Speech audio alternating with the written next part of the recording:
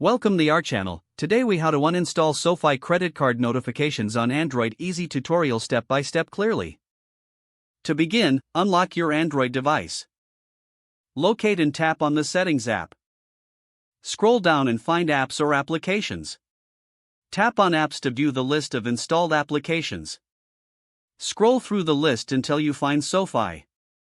Select the SoFi app by tapping on it.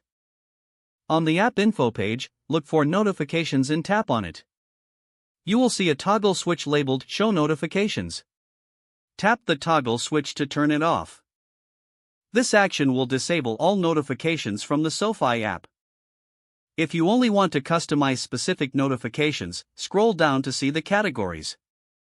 Select any category you wish to adjust.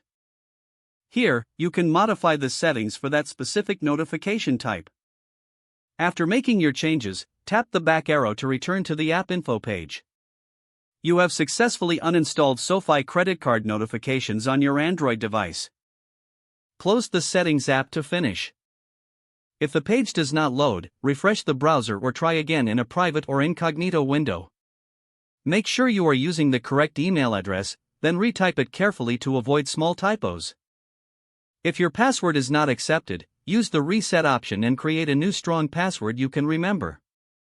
Check your spam folder for verification or security emails, then complete any requested confirmation steps. Enable two-factor authentication if available to improve account security and reduce unauthorized access risk.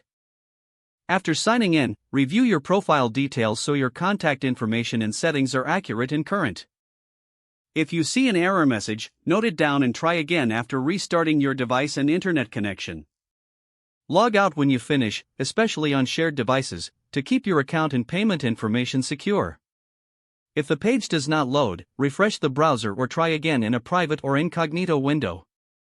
Make sure you are using the correct email address, then retype it carefully to avoid small typos.